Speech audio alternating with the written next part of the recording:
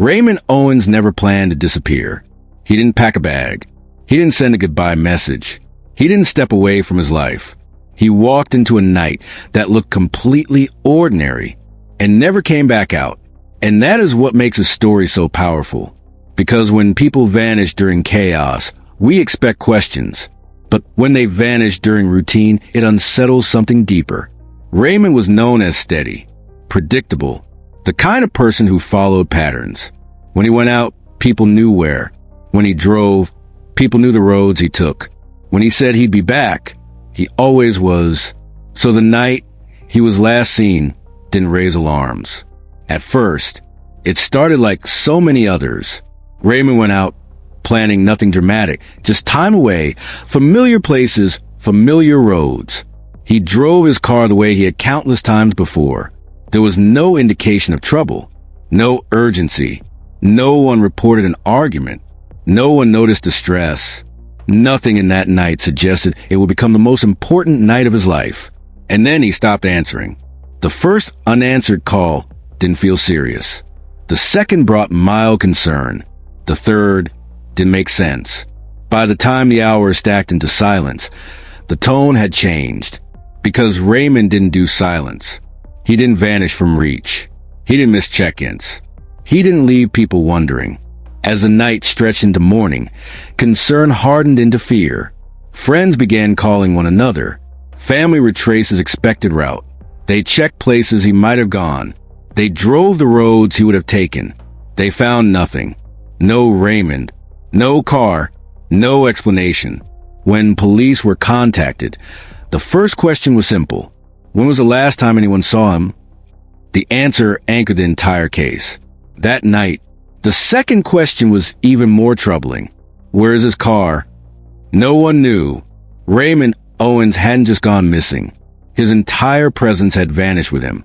No parking records. No traffic stops. No surveillance captures. No confirmed sightings. It was as if a man and his vehicle had simply been erased between one place and the next. And that is where the mystery truly began. Because disappearances leave trails. Footsteps, witnesses, objects, moments. But Raymond's disappearance left only absence. And absence is the hardest thing to investigate. Searches would begin. Questions would multiply. Theories would rise and collapse. And for a long time, nothing would answer the one thing everyone wanted to know. What really happened that night? This channel exists for stories exactly like this. Not the loud ones. The quiet ones. The ones that look empty until someone is willing to look closer. The ones that demand patience. The ones that become an adventure for truth. If you're someone who's drawn to real mysteries, real investigations, and the slow uncovering of answers hidden in plain sight, you belong here. Subscribe and walk this path with us. Because Raymond Owens' story does not end in disappearance. It leads somewhere, to a place no one searched at first. To a body of water people drove past without noticing. To a discovery that would finally speak for a night that never could. And we are only at the beginning. The official investigation into Raymond Owens' disappearance began with urgency. Officers treated it seriously from the first report. A man had failed to return home. His phone had gone quiet.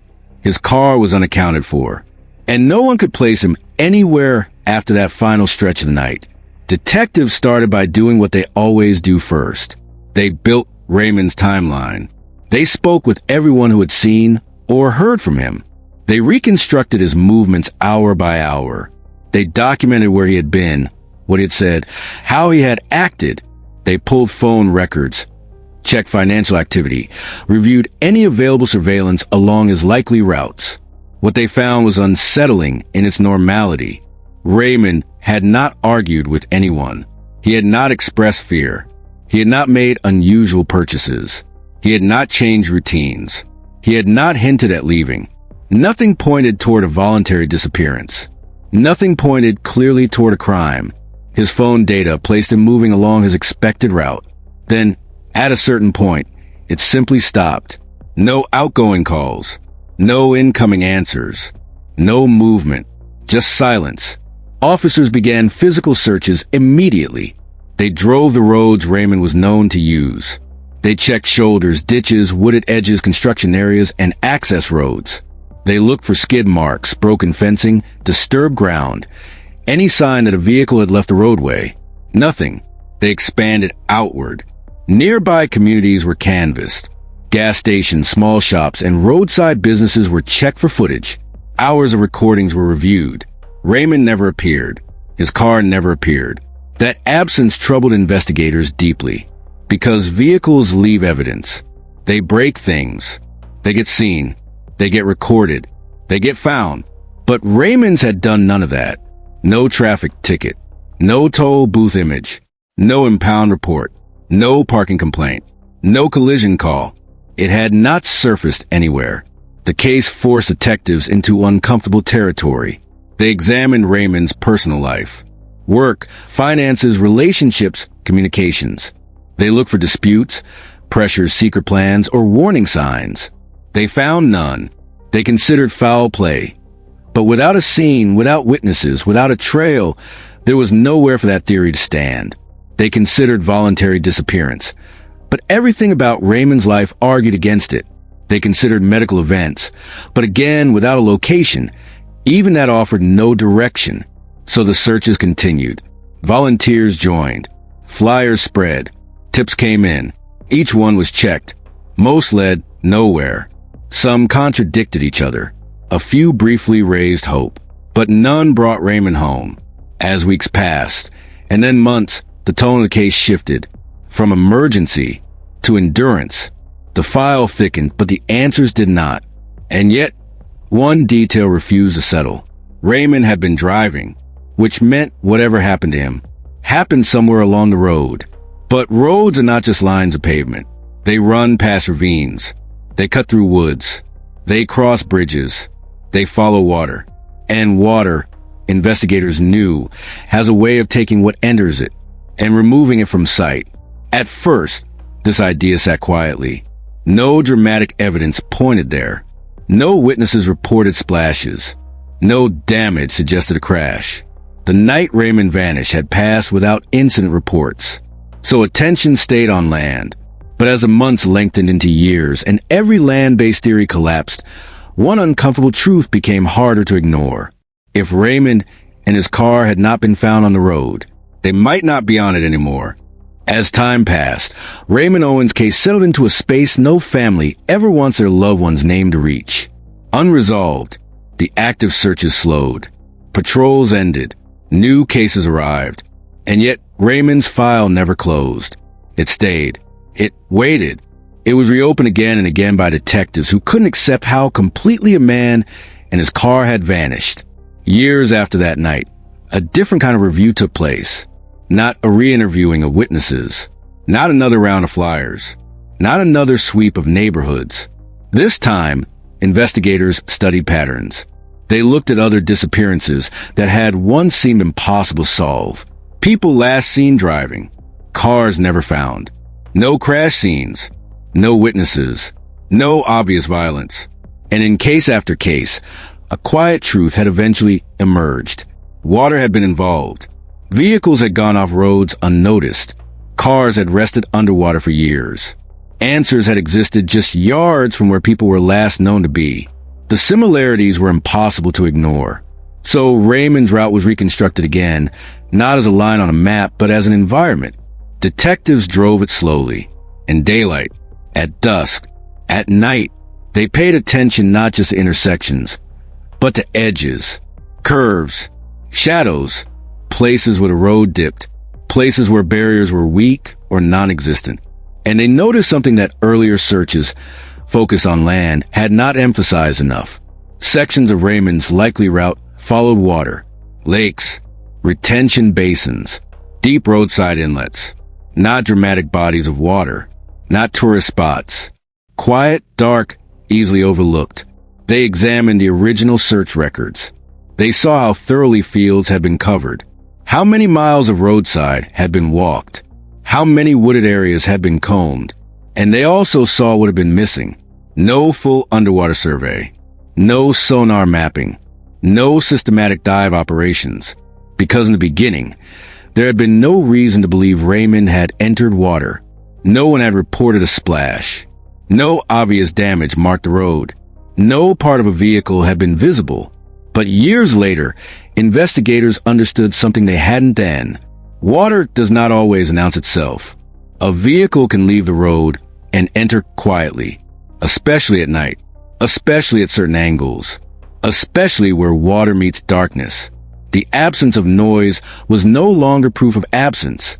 With that realization, the focus of the case shifted, not to people, not to motives, but to places, particular places, locations where a car could have gone without being seen, where it could settle, where it could stay. One lake, in particular, drew attention. It lay near a stretch of road Raymond was believed to have traveled. From the surface, it looked unremarkable, calm, still, harmless, the kind of water people drive past without giving a thought. But maps showed depth and shape and approach angles that made one possibility impossible to dismiss. A car could be there. The proposal was made to search it properly, not by sight, but by signal. Specialists were contacted. Sonar teams, divers, people trained to read what water hides. Permission was granted. Plans were set. Equipment was scheduled. And for the first time since the night Raymond Owens vanished, the investigation was about to enter a place no one had truly looked. The lake. The search at the lake began quietly. No crowds, no cameras, no dramatic scene. Just a small team, specialized equipment, and a stretch of water that had sat unchanged through years of seasons. From the shore, nothing suggested importance.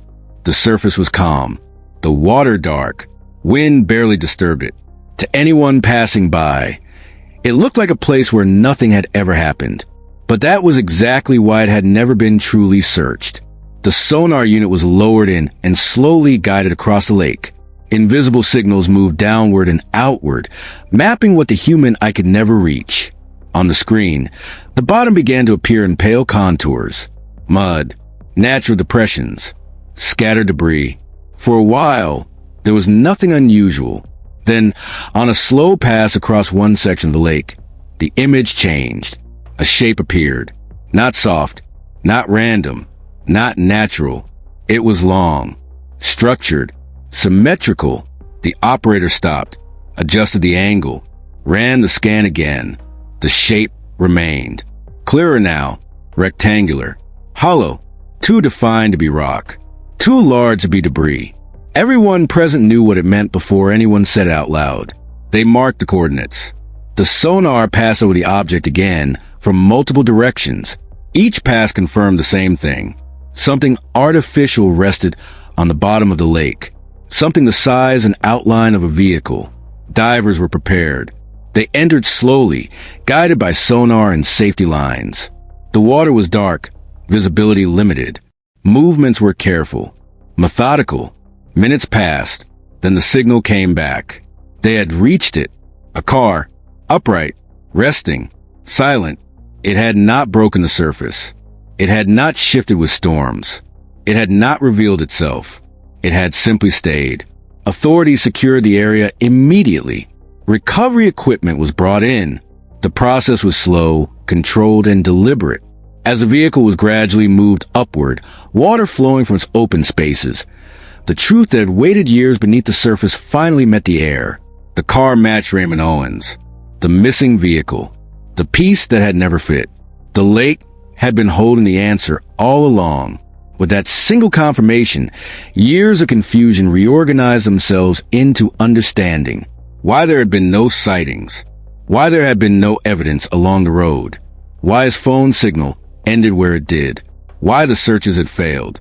Raymond hadn't gone somewhere unknown. He had gone somewhere unseen. And once that was known, the final phase of the investigation could begin.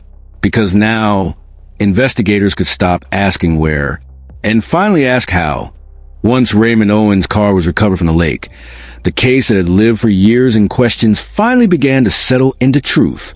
Investigators now had what they had never had before. A location, a vehicle, a final chapter that could be carefully understood. The car's position in the water told an important story. There was no sign of a high-speed collision. No evidence suggesting another vehicle had forced it off the road. No indication of outside involvement. Instead, everything pointed towards something far quieter and far more haunting. A normal drive, a familiar route, a moment that went wrong. The stretch of road near the lake was examined closely. Officers studied the curve of the pavement, the slope of the shoulder, the way the land met the water. At night, in low visibility, the boundary between road and lake was far less obvious than it appeared in daylight. There were no tall barriers, no dramatic drop, no clear warning that water waited just beyond the edge. Authorities concluded that Raymond's car likely left the roadway without creating a visible scene. No loud impact reported, no debris thrown onto the road, no immediate evidence that would have alerted passing drivers. Once the vehicle entered the water, it disappeared in the most complete way possible. It didn't float. It didn't surface. It didn't reveal itself. It sank and stayed. And with that, everything that had confused investigators for years suddenly made sense. Why no one had seen him? Why his car had never been found? Why his phone signal ended where it did? Why every roadside search came back empty? Raymond had never gone somewhere else. He had gone beneath. For his family, the discovery was heartbreaking, but it was also something they had waited for far too long. An answer. After years of wondering, hoping, imagining, and fearing, they finally knew where Raymond had been. They finally had a place to grieve, a place to honor him, a place to stop asking what might have happened and begin remembering who he was. Raymond Owens' story reminds us of something quietly powerful. That some mysteries aren't hidden far away. They are hidden close, beside the roads we drive, under the water we don't notice, in places that look empty until someone truly looks. If this story moved you, please take a moment to like this video. It helps these real cases reach more people and keeps their stories alive. If you believe in this kind of storytelling, patient, respectful, and driven by truth, then subscribe and join this adventure for truth. There are many more stories waiting to be uncovered, and I'd truly love to hear from you in the comments. Do you think bodies of water near missing person routes should always be searched first? Or which part of Raymond's story stayed with you the most? Your thoughts matter here, because every comment, every view, every shared story helps make sure these lives are never forgotten.